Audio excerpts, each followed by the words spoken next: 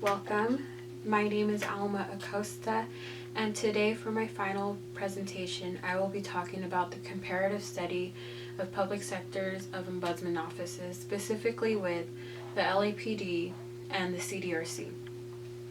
So within this paper, I am going to be discussing and comparing the differences and similarities between these offices. So the Office of the Ombudsman might look a little different depending on the public sector it serves and belongs to. In each of these sectors, ombudsmen are called to use their skill set and experience to meet the mission that the sector has offered and set for themselves. With each mission, there's an underlying vision that the company, the sector, the agency has for their clientele and for themselves. By helping the sector, the ombudsmen are also helping the clients that the agency is serving. Within this paper and within this presentation, I will be comparing the two different public sectors that share similar and different qualities with each other. There are different parts of these offices that are going to be compared. Within this presentation, I'm going to include the differences between their mission of the department, the history, their role, their duties, and their responsibilities.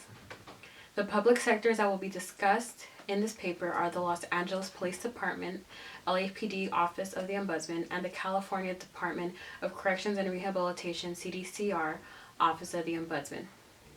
Both of these public sectors serve their clients on a local and state level. The LAPD Office of the Ombudsman serves its clients on a local level, whereas the CDCR Office of the Ombudsman serves its clients on a state level. For this presentation, I have made some efforts to do some research as to some of the day-to-day activities that are performed by these offices, the expectations and the challenges that these offices face as well. The efforts that I've made to conduct this research included conducting phone call interviews with the staff, looking into their websites, and reading articles related to the offices in this presentation. By comparing these two offices, I'm going to highlight the challenges that both the offices face in their respective fields.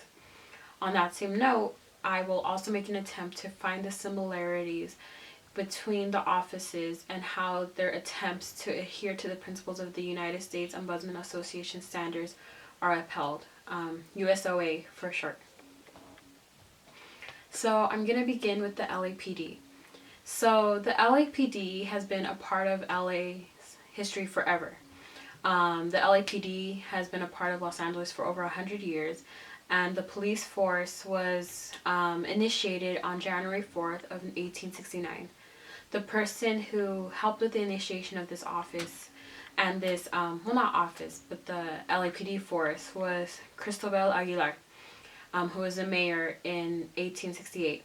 And he had a lot of huge plans for the city of Los Angeles and felt that there could be a lot more done within law enforcement. So with that being said, he pushed for the motion and stated, on motion resolved that His Honor the Mayor appoint a city police by and with the approval of the council to consist of 4 persons. And shortly after this, he recruited those 4 men that he spoke of in his speech and thus began the history of the LAPD. Small but very mighty. The LAPD had developed into a more sophisticated agency and entity that the County of Los Angeles looks to in times of help and in times of needs and when they need assistance. The core values of the LAPD, according to their website, are service for the communities, having reverence for the law, committing to leadership, having integrity in all they say and do, respecting people, providing quality through continuous improvement, and the list goes on. To this day, the office does the best of its ability to maintain these core values. However, the stumbling block for the LAPD in upholding these values is the conflict amongst the staff. And with the conflict that arose began the creation or the beginning of the LAPD Ombudsman Office. The Ombudsman Office of the LAPD was established in 1997, so it was established quite recently. The office was created with the goal of employee wellness and risk management. An article by Commander Dan Watson, who had worked briefly with this office, showed a brief glance of what the beginning of the office of the Ombudsman looked like in the LAPD. Chief Bernard C. Parks, within the paper, who was talked about within the paper, was sworn in as the chief of police and felt that it was a formal process of dealing with conflict restricted. I'm sorry, let me try that again. Chief Bernard C. Parks was sworn in as the chief of police, and he felt that the formal process of dealing with conflict restricted the opportunities for resolving disputes between employees. So in essence, the formalities of the process really restricted the opportunities for true resolution and more creativity between resolving disputes within the employees. So from that, a mediation program was recommended and ultimately became the LAPD Ombudsman Office. Within that, approximately 15% of the cases handled by the LAPD Ombudsman Office were resolved through the use of mediation, and a total of 237 cases were handled in 1999. So over a course of 2 years, 237 cases were handled. Fast forward to today, and the office is run a little bit more differently, and in fact, it looks a little bit more differently. According to the LAPD website, the Ombudsman Office was deactivated in August of 2008 and became the Work Environment Liaison Division, WELD for short. WELD still serves as an Ombudsman Office, but under a different title. However,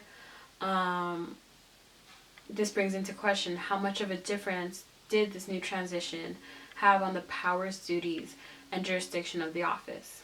To find out, I organized an interview over the phone with Sergeant Kevin Mason, who is a current Associate Ombudsman Officer. So in this discussion I had with the officer, we went over some of the resources and expectations that are held within the office of the Ombudsman for the LAPD.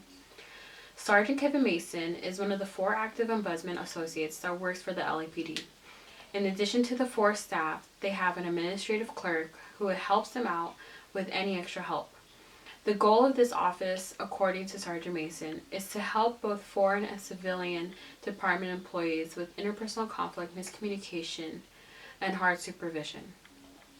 Some of the key features and services that this office provides to its staff is mediation, conciliation, training, advice, and complete audits of the cases that they conduct. Still true to what the former Commander Dan Watson shared, the most fundamental principles that the Ombudsman of the LAPD were neutrality and confidentiality. However, Sergeant Mason shared that the Ombudsman Office of the LAPD is quite unique from other Ombudsman offices for a very important reason.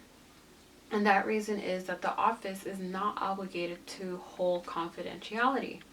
According to the sergeant, the office informs the staff that partial confidentiality is granted.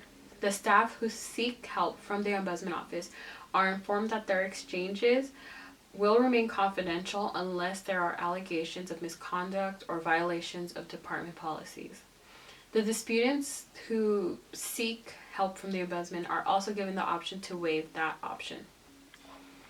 In order to ensure that the office has quality staff, there are certain expectations of the staff who are invited to be interviewed and hired. Sergeant Mason shared that all of the staff within the Ombudsman Office are former officers of the LAPD. These staff are then brought into the office based on the experience in the field and the different departments of the LAPD that they served in. The staff has been provided with training through different resources. One of these trainings that is provided through the resources to the employees is through the city, is a program that is provided by the City Attorney Dispute Resolution Program. In this 40-hour training, disputes such as neighbor-to-neighbor differences or disputes or merchant and business disputes are used to give employees a better understanding of civilian-related conflict. The LAPD Ombudsman Office also has a partnership with Pepperdine University, which has a course in junction with the LAPD.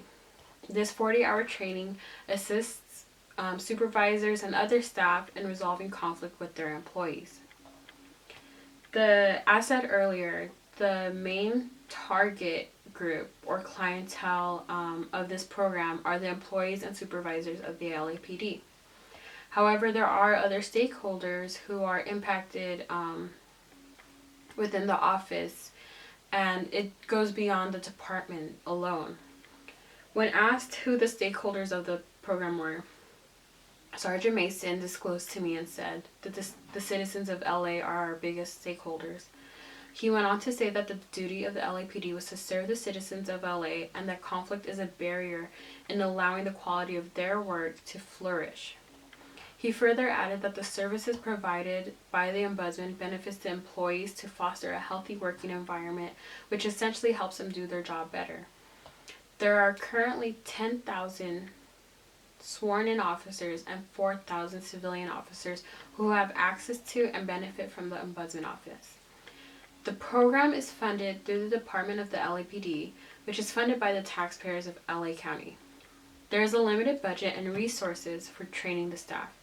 The resources the staff uses to strengthen their skills are conferences given by the professors and mediators of the Pepperdine program.